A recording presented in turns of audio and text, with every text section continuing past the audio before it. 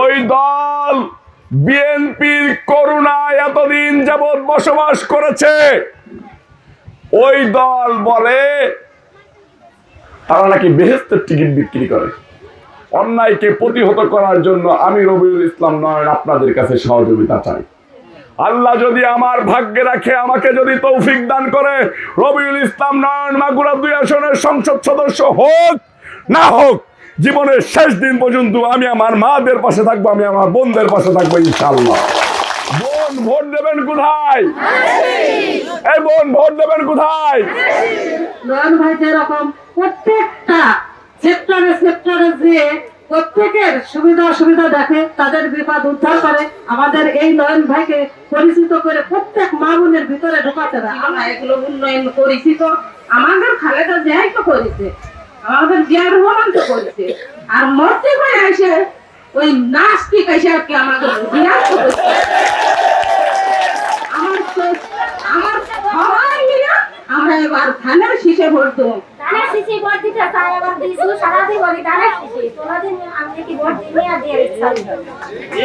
আমি নামাজ পড়তে গিয়ে ভাবতেছিলাম, আল্লাহ আমার সাথে সাক্ষাৎ করতে এসে যদি এই মা বোনের নামাজ কাজা যায়, আল্লাহ তুমি আমাকে ক্ষমা করে দিও। আল্লাহ না করুক আপনাদেরও যদি কোনো ক্ষতি হয়, রবিউল ইসলাম নয়ন বালিশের উপরে মাথা দিয়ে ঘুমাবে না, ইনশাআল্লাহ আপনার দরজায়, আপনার হসপিটালের বারান্দায় গিয়ে দাঁড়াবে, বালিশের নিচে মাথা দিয়ে ঘুমাবে না। আপনারা আমার মা, আপনারা আমার বোন, আমি আপনাদের সন্তান, আমি আপনাদের ভাই। আমি রবিউল ইসলাম নয়ন কথা দিচ্ছি, বিএনপির ভারপ্রাপ্ত চেয়ারম্যান জনাব তারেক রহমান সাহেব যদি আমাকে মনোনয়ন দেয়, আমি এইখানকার থেকে আপনাদের ভোটে নির্বাচিত হয়ে এই সংসদের মানুষকে নিরলসভাবে পরিশ্রম করে সেবা দিয়ে যাব, 24 ঘন্টা সেবা দিয়ে যাব।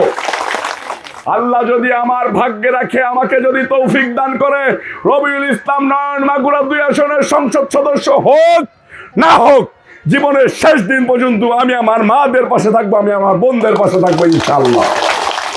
আমার মারা বোনরা আমার পাশে থাকবে না? থাকবে। একটা দল দেখলাম আসতে সময় মিটিং হচ্ছে, দেখলাম বলতেছে সব দল দেখা শেষ, ওই দলের বাংলাদেশ। ওই দল বিএনপির করুণায় এতদিন যাবৎ বসবাস করেছে। ওই দল বলে তারা নাকি বেহেশতের টিকিট বিক্রি করে। আপনাদের কাছে কারো কাছে বেহেশতের টিকিট বিক্রি করতে গেছে? বেহেশত কি বিক্রি করা যায়? বেহেশত কিনা যায়? যায় না।